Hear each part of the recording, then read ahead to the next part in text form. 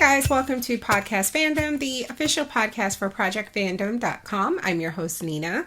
And I'm Kaylee. And we are back to discuss Squid Game. We are putting to bed the first, maybe only season of Netflix's original series, Squid Game. Donnie's not here because... so we're recording this like 2 weeks after we actually finished the show.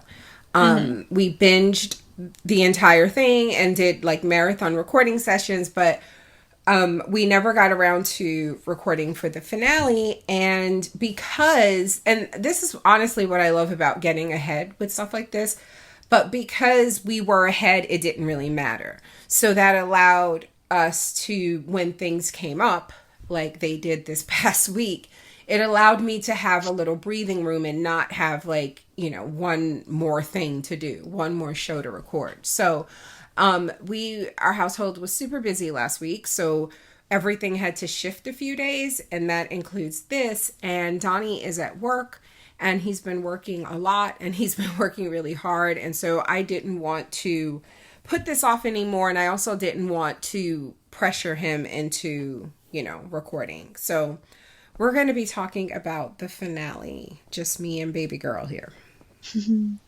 Okay, so what were your thoughts?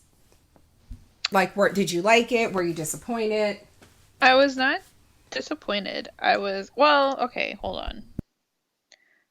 I don't know. I wasn't disappointed. I liked it, but like, I just felt the whole old man being the one behind it all in the end was not obvious, right? But like the reveal was just kind of underwhelming. Yeah,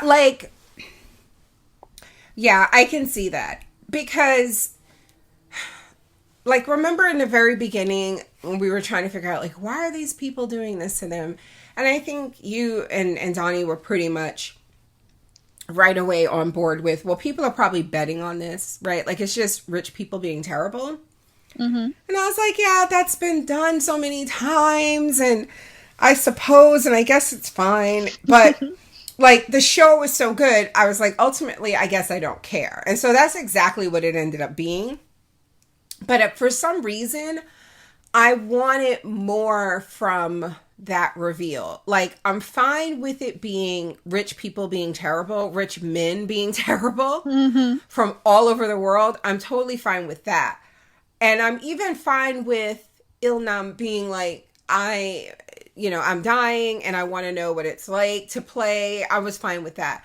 I think I just wanted more from like, his relationship. I don't know. Is it just because Gi-hun was ultimately a good person? Like, arguably the best person there, right? Mm-hmm. Well, that we got to know. Yeah. There's some poor schmuck who like tripped in red light, green light, and he's like an angel. Like, he was gonna donate. Ollie was there. Yeah, right. Ollie was standing right there. Nina, what were you thinking? But when he, like, I think there was one episode where he said that he reminded him of his son. I guess that's enough, but I don't know. It sounds like a major complaint, but it's really not for me anyway. But I think I get what you're saying. Yeah. I mean, yeah, otherwise I really liked it. I enjoyed it. So there's a couple of things I need to clear up, and it's weird because, you guys have probably, definitely been listening week to week. And this, again, like I said, this is like weeks old for us, but it was just killing me because it's something I realized after we recorded the last podcast. So I've been dying to get it off my chest. So there's a couple of things. I didn't realize that Sang-woo was trying to kill himself in episode 2. When they got home and we caught up with what everybody was doing, right? Mm-hmm. And he's in his, I thought it was like, and it might have been a hotel, but he's in an apartment or something. And he's in the bathroom in the bathtub with the suit on, and he's drinking, and there's like something burning on the floor. Did you realize what that was? Because I thought it was like incense or something. I don't remember, honest. Like, I remember the scene and everything. I don't remember what I was thinking at the time. I was probably just thinking, look at this loser. But But yeah, I don't know, like, I was thinking like aromatherapy or something. But apparently he was burning charcoal, and that's the carbon monoxide poison. And that's a common way people commit suicide, I guess, in Korea. So yeah, I was gonna say, I thought because I just know, dropping a toaster in the bathtub. no, it's the same principle of when you see people kill themselves in the garage, like closing the garage door, and with the car, it's just the buildup of the carbon monoxide. So there's that. That's what he was trying to do, and that's connected to something else that we could talk about after we talk about this episode. And the other thing was the whole series, I was calling the jeweled mask of the host a bunny.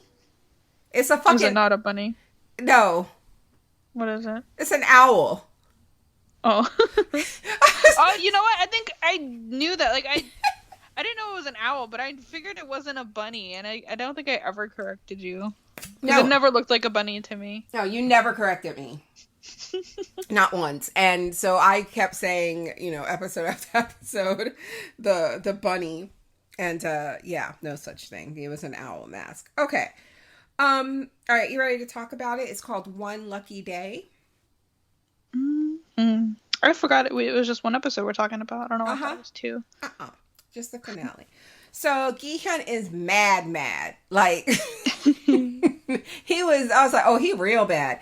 And they're sending them out to play the final game, which is Squid Game, the game that the series opened with the flashback, right? Of them playing it as kids. Mm-hmm. And I think somebody had said, well, I know several people have said, like, I've seen the discourse about this online. They were like, well, it's convenient that it was just the two of them. What would they have done if it was, if Se-byuk was still alive? They still would have played it, because Squid Game is not just played one-on-one. The first episode showed multiple kids playing. Right, yeah. So, they're like, told the rules, right? And they're like, you will play until at such time, like, one of you is unable to continue. And do you have any questions? And Gi-hun was like, define unable to continue. And they're like, oh, dead. You're going to be dead. And it's like, all right. And so as they're getting ready, and they're still wearing, like, the tuxedos that they were given from the night before. And as they're, like, on the playground, Gi-hun goes down to, like, tie his shoelaces, and he picks up a handful of dirt. And I was like, oh, he gonna play dirty. Like, and yeah, he throws it in his face. He throws it in Sang-woo's face. And that allows him to do, like, they had this thing where the VIPs were watching, and they were like, what the fuck is this? And the front man was explaining the rules. I still don't understand the rules. Like, the whole thing, like, because they flipped a coin, and I think Gi-hun chose offense. Mm-hmm. I can't, right? He had to pick between offense and defense. And I know Sang-woo, or maybe it was Gi-hun, like, you had to, like, you could only hop on one foot until you made it past a certain line. And that's how he was able to get to that, whatever that marker, like the circle part, and stand in it first, because he threw the sand in Sang-woo's face. But after that, I don't understand any of the rules. I barely understood that one. But they're like, and it's just a fight to the death. Oh, yeah. And he becomes, with that move, when he gets into that spot, he becomes secret inspector. I think the whole season I was calling it, like, royal inspector or something. So while they are fighting, he confronts him about killing Saebyuk. And he said, Sang-woo said, I knew that y'all were going to stop it. Like, you would outvote me. And then they would end the game and we would leave here with nothing. And I don't know why that, like, didn't occur to me. Like, I thought he killed her because he's just a dick. And it's, you know, it has to be the last man standing. You know what I mean? Mm. So it didn't occur to me that what it was that, remember when she passed out, she fell over and he saw the blood and she said, I want to go home. And he goes to bang on the door to get help for her. My thought was they're not gonna call a doctor for her. You know what I mean? So that's where my head was. I wasn't thinking that they wanted to vote to stop the clause 3. You get what I'm saying? I wasn't getting that when she said, I want to go home, that Gi-hun and she would vote to stop the game. And so that's what Sang-woo says to him. He goes, I knew that you two would do that. So how did you take that? Did you think that I just thought he was being stupid and thinking that they would actually bring a doctor in. I didn't think that he was trying to stop the game. I didn't think that either. Like, that didn't occur to me. Yeah. But if that is the case, and here's the thing, whether or not that's the case, I don't know if it matters. What matters clearly is that Sang-woo believed that, right? And I think that for me, it makes sense that he thought that, because in episode 7, remember when they were doing the bridge game and with the tempered glass and Gi-hun was last, right? Saebyuk was in front of him. Remember when it was his turn to do the first jump? He didn't remember which glass it was, and she told him it was the left one, and she was like, get it together. Like, Sang-woo was right in front of her, and he turned his head and was like paying attention to that conversation. And I think him noticing that, like, you know, like him seeing, oh, the girl who doesn't trust anybody is helping. You know what I mean? Like, yeah. And I think he knew that Gi-hun is who he is. Do you know what? Like, because he's the only one, I think, that didn't really get his hands dirty playing. Yeah. Him and Ali. Mm-hmm. So, I don't know. I think he saw that and he was like, oh, never mind. He's like, these two nerds. These two nerds are going to... Yeah. These motherfuckers, they're going to quit. And then I'd have done all this killing and shit for nothing. So they fight. And I mean, this is so fucking brutal. Like, I'm not going to go through everything, but like, there's... Gi-hun gets stabbed in like this midsection, the leg. Mm-hmm. He gets stabbed through his hand. He bites off a bit of Sang-woo's ankle. Yeah, this is a lot more gruesome than I was expecting it to be. But it's realistic, right? Like, if you have to fight to the death, that's all you got. Like, if the only thing keeping you from death is biting a nigga's Achilles tendon, well then... Welcome to a permanent limp, fucker, because I'm not dying here. But instead of killing Sang-woo, when he has the opportunity to, he doesn't kill him, but it's clear Sang-woo can't fight back, and he can't stop Gi-hun from getting into, like, crossing the finish line, essentially. And if he does, though, right, the guard is standing over Sang-woo ready to put a hot one in him. So Gi-hun is like, I want to stop. Wait, what? Now, what would you have done? Would you have asked to stop the game? Or would you have just... killed him? Yeah, would you have, yeah, by winning the game, you're killing him, right? Like, so would you have crossed over the finish line and let the triangle or the square shoot him, or... Oh, I thought... I mean, I would have killed him myself and then crossed the line. No, Kaylee! I mean, yeah, I guess I could let the guard. I mean, I don't know. I did all that fighting. So I Oh, God. But instead of agreeing to stop the game, Sang-woo kills himself. I didn't see that coming. I don't think I did either. Yeah, I'm trying to put myself like back into like when we first watched. I don't think I did either. I think I was more concerned that he was going to try to like because the knife was in the ground next to his face where Gi-hun left it, and Gi-hun was reaching out his hand to him like, you know, let me help you up, let's go home. I was more concerned that he was going to betray him. Yeah, that's what I thought was going to happen. He's going to do one last dick move.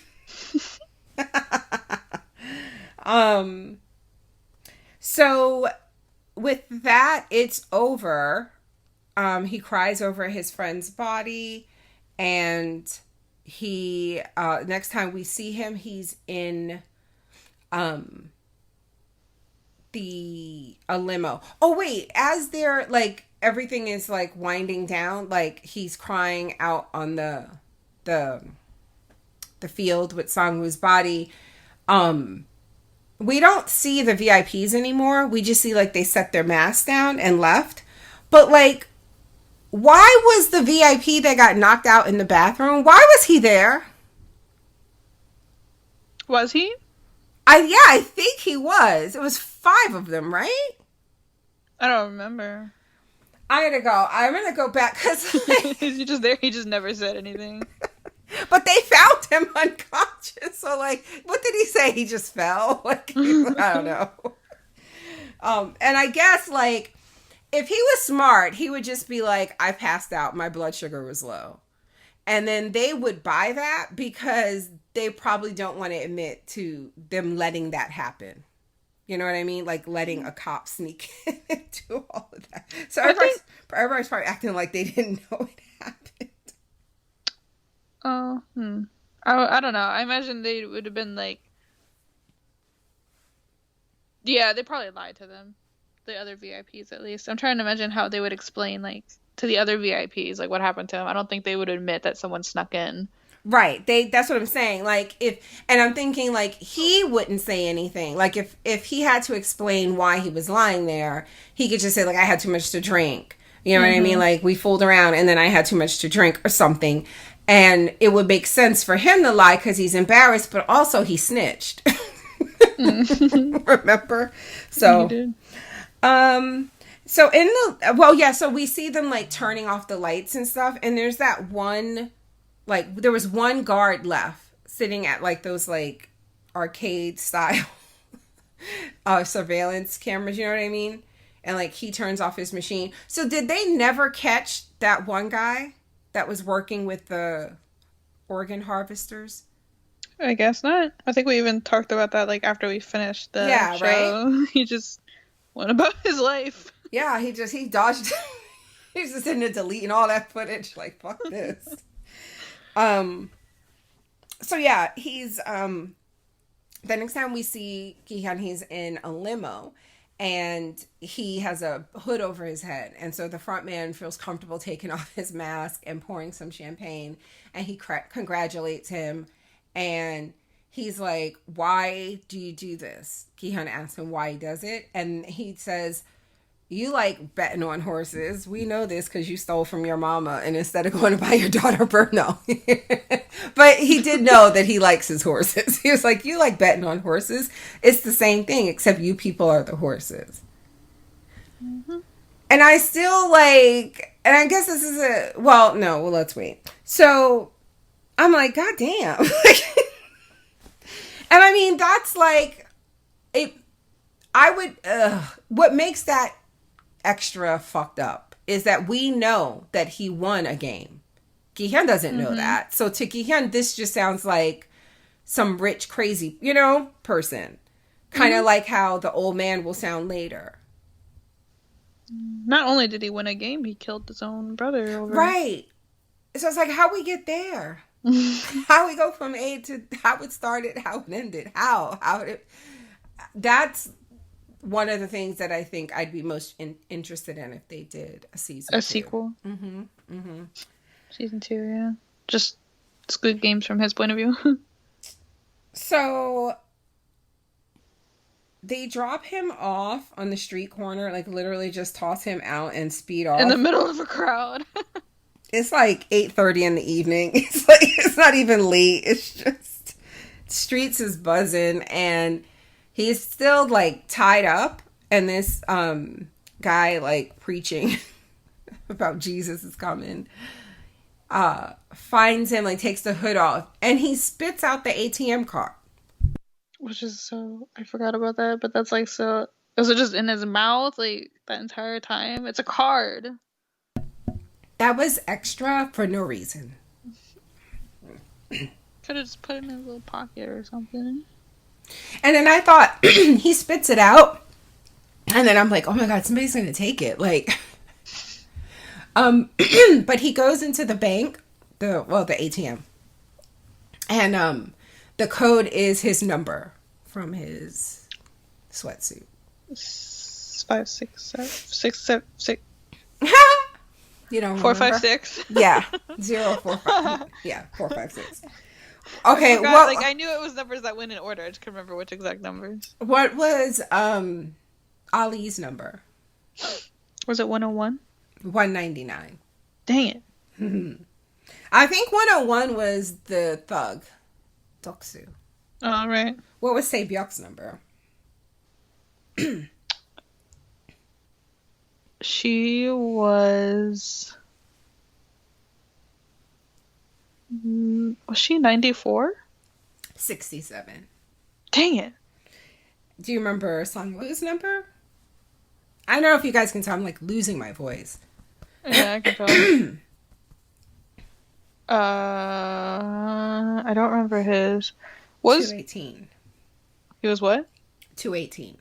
Okay. What was the other girl that was with Se-byuk during the marble game? That I don't remember. I feel like she might have been like 94 or something, or 97. That sounds about right. Like maybe that's why I thought that was Se-byuk's number. And of course, I miss her. Of course, Ilnam was 1001. Mm-hmm. And I think Minyod's was 212, I think. Because I feel like somebody was a New York City area code. I think it was her, 212. And I think... Yeah, we already said that. Anyway. So yeah, he checks the balance, and it is 40... Wait, how much was it? 45.6 million won. Billion. No. Yeah, billion. Right? Or million. I think it's billion. So, yeah. And then he takes out just 10,000, I think. 10,000 won. And he's shuffling home. At least they bandaged him up. I noticed that. His hand and stuff. And he's all limping. And he sees Sang-woo's mom.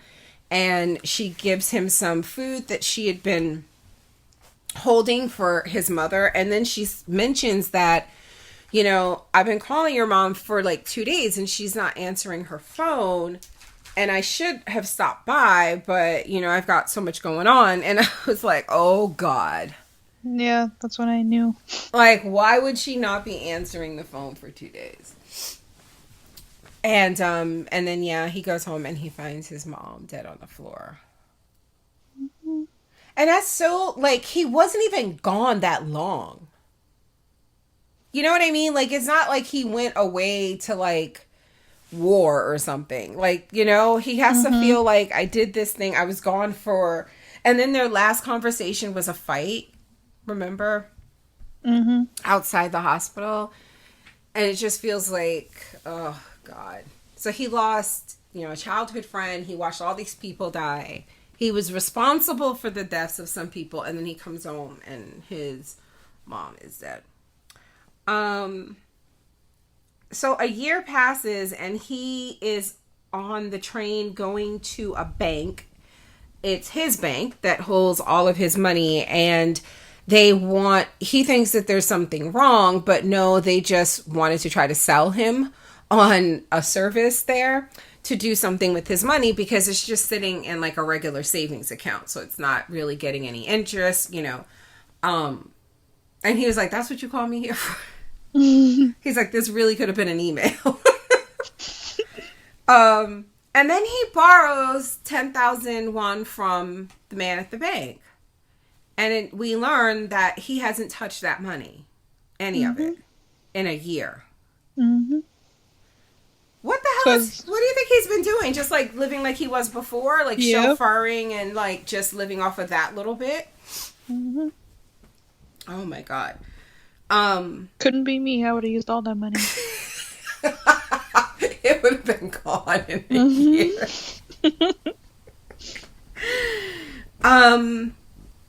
So he borrows this money from this guy and the guy at the bank, and then he's sitting like he's like at the river or something, right? With a beer. And this lady is like, please buy a rose for me. Like, you know, if I don't sell these by the end of the night, they'll go bad. And so he buys one, and it has this card on it, like a black card with I think, gold bow? Or was it a pink bow, like the caskets? I don't remember. It might have been a pink bow. But he opens it, and it's a letter, an invitation, this address, date, time, that same night, and it's signed your gangbu. I told you he was the feds. I told you he was the feds. And so, yeah, he finds out that it is the old dude, and he basically is just like, we were bored. We were so rich that we could not think, we'd done everything. Mm-hmm. And I was like, did you consider going to space? I mean, it works for Elon Musk. Like, how do we go from... Oh, my God. And because he was dying, he wanted to try to play it. And, yeah, and he's dying. He makes this, like one last game or bet with Gi-hun, and he says, there's, like, a man... drunk, passed out outside in front of a hospital or a hospital across the street. And he's like, this man has been there for a few hours and no one has stopped, and he's gonna most likely freeze to death out there. And he bets him something like, I think it's like 10 minutes, 10 or 15 minutes till midnight. Yeah. Right. It wasn't like very long. I don't know why I was gonna say I thought it was like an hour, but it was just a few minutes. And he says, you know, if someone doesn't stop, and there's like a moment where someone stops, and it looks like they kind of like rob the guy and just walk off. We're like, damn, everybody is terrible. He's right. Just this idea that people aren't good. But it turns out the person brought the police back to help. So Gi-hun is like, I won, but it's too late because the old guy is dead. Mm-hmm.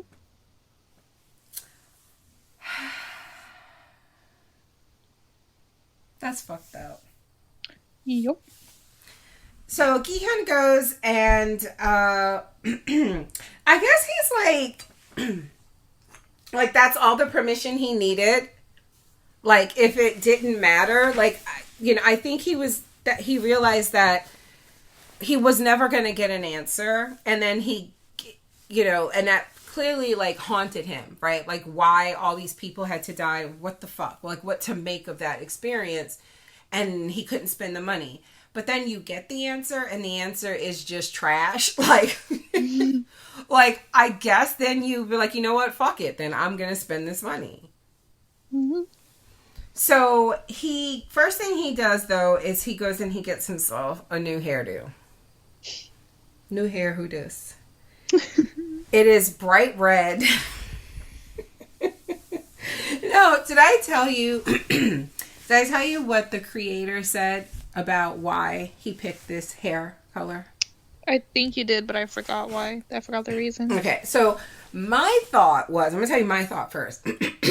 My thought was he was going to see his daughter.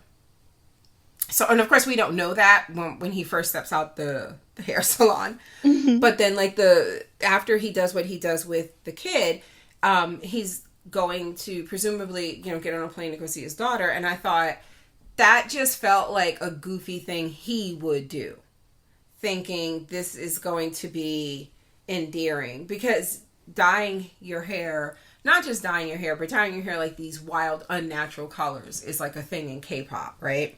Mm-hmm. And I would imagine if he's trying to like an out of touch dad trying to relate to the kid, I'm going to show up. And instead of doing something like cool, like pink or purple, he got this Ronald McDonald bright red. So that's what I thought. But the creator was like, it was, well, now, to be fair, he doesn't really address like what Gi-hun, like in his head, what he was thinking, if that makes sense. Yeah. Like I'm trying to justify like in his head what he was thinking.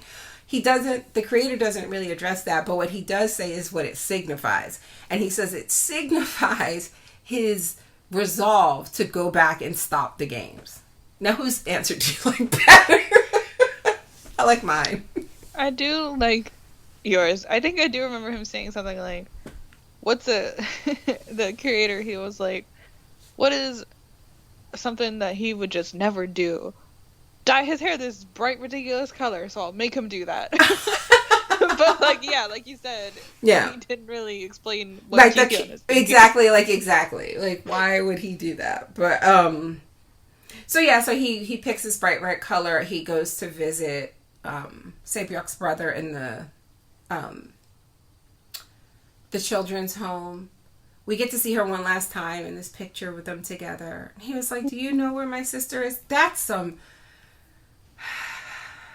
I will never forgive this show for that. She's been gone for like a year. A year. He's just been wondering where his sister is. A year. That's some heartbreaking shit. Mm-hmm. So, can't believe he never really bothered to look for her brother until a year later. But like, cause he was fucked up. That's what I mean. Like, I think like he didn't do anything. I could see if like he was doing other stuff with the money and like just, but like he wasn't doing anything for anybody. And he's dealing with like his mother's death and I don't know. I kind of cut him a little break on that. He takes the little boy. Oh fuck, what was his name? Oh, why don't I forget his name? I don't know his name. I know their last name is Kung, but I don't remember his. Anyway, he's so cute. He drops him off with Sang-woo's mom, who has like a street cart now. Oh, that's right, because fucking Sang-woo put her business up. Remember? Mm-hmm. So when he disappeared, they probably took her store. Mm. Oh man! So yeah, she's working at this food cart, and apparently there's been a prior agreement for her to take in Se-byuk's little brother, and she tells Gi-hun, "Oh, have fun on your trip," and then we see that he left her a suitcase full of cash. And he said it's what he owed Sang-woo. So I'm assuming it's like half of the money. Right? Yeah, whatever his portion was, maybe. Mm-hmm. And he's on the train, on his way to the airport, on his phone, talking to his daughter, and he's like, "Yes, I'm getting on the plane. I'll see you soon." And he sees fine ass Gong-yu, the recruiter across the train platform, smacking the shit out of somebody. He put his entire back into that slap. He slapped this motherfucker so hard. I'm talking about the slapper here. He, like, his form, one of his feet came off the ground. That's how much he put into this slap. He must have a lot of fun doing his job. I was like, Jesus Christ, he really meant that one. And then they make eye contact, and Gi-hun runs over, but he's, like I said, he's like on the other side of the platform. So he has to go upstairs and run around and run down the stairs, and of course by then he gets there just in time to see the recruiter. I'm gone. Yeah, he's smiling at him, waving on the train as it pulls off. And the guy who was getting slapped, of course, he has the little card, right, with the 3 shapes on it. And Gi-hun takes it, and he's like, don't you do this. Don't you call this ever, ever. You need to tell him everything. You need to be like, they kill people. And what if you tell him everything? He's like, look, I did it, and the guy's like, okay, and you won. I want to do it. Like, do you know? Like, I think I think there would be people who would hear that whole thing and still go. Yeah. Believe it and everything, but see the fact that this guy, like, probably think to want to do it even more, right? Like, if I told you ahead of time what Squid Game was, I can understand people being like, yeah, and then what if they don't give you the money? Or what if, like, how much is the money? And it's like, oh, well, it depends on how many people die. Like, it just sounds stupid and sketch. But, like, if he tells you he did it, and now he's also a millionaire, a billionaire, I think people would be like, okay, and give me that card back. Give me some of your money. You hate the game so much, you don't want your money. You're about to get robbed on the train. So he's in the airport. He's just thinking about it. And we're like, man, if you don't get your ass on that plane. Go see your daughter. And he's on the fucking, like, he's in the, oh God, what's that called? Like the... little tunnel bellies. Yeah, I don't know why I'm fucking having like a brain fart what this is called. I don't think I ever knew what it was called. But yeah, he's on his way to board the plane, and he calls the number, and it's the same thing, right? It's like, if you want to play, say your name and your birthday. He says his name, he says birthday, and he starts like launching into like this tirade, right? And he's like, people are not horses, and that's why you must be stopped.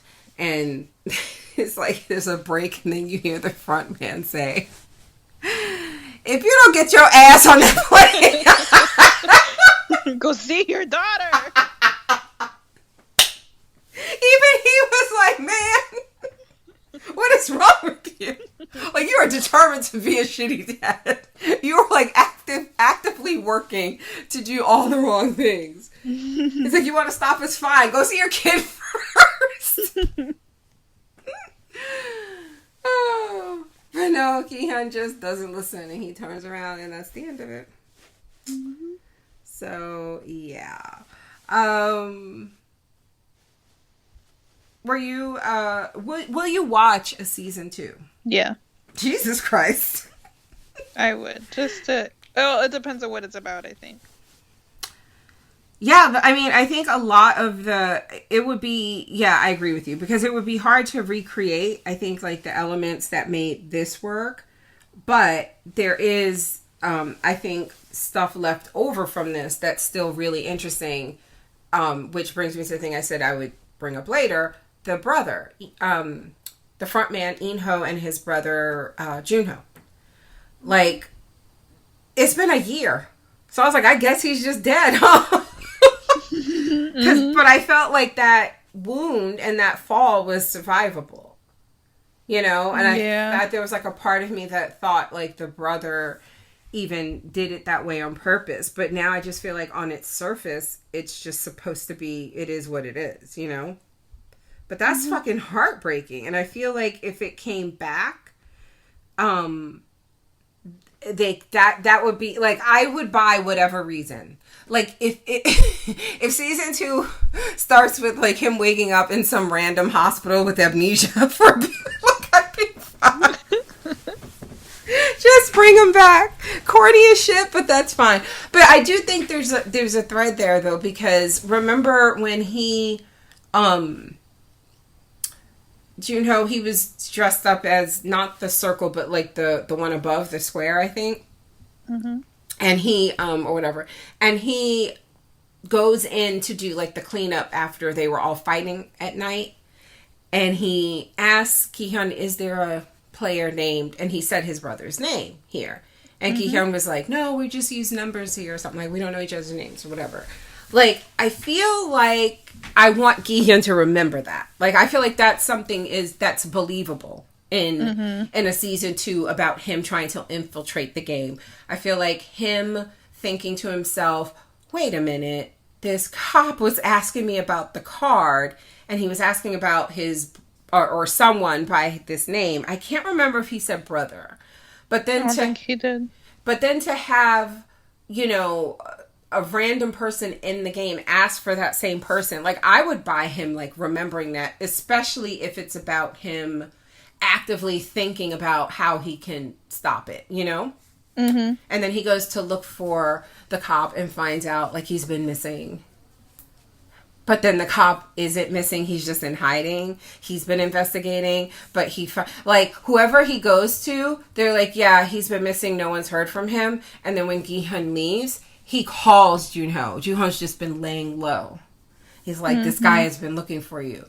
And then he recognizes him from the game, right? So he's like, oh, he must have won. Let's hook up. Let me write. Please call me.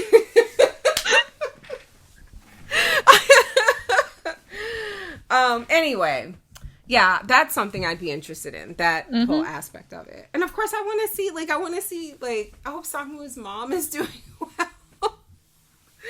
You know? Sebyok's brother, yeah. Anyway. All right, well, that's it. I can't think of anything else. I'm glad you watched this with me. Thank you. I'm glad I watched it in general. I enjoyed it. I like killing games. I always like killing games. So, people have been telling us we need to do Alice in Borderland. Yeah, that's a Japanese drama, right? Yeah. So, do you want to do that one next? Sure. Would it just be me and you? I don't know. Okay, yeah. I'm willing to give it a try. All right. So, all right. So, in the next, 2 weeks, let's watch the first episode and see if we like it enough to continue. Okay. All right. Anyway, thank you guys for listening. We have a lot of great stuff coming up. If you are premium, we are still covering Invasion and Money Heist and Foundation. We are covering Demon Slayer. It is our current anime replacing Attack on Titan.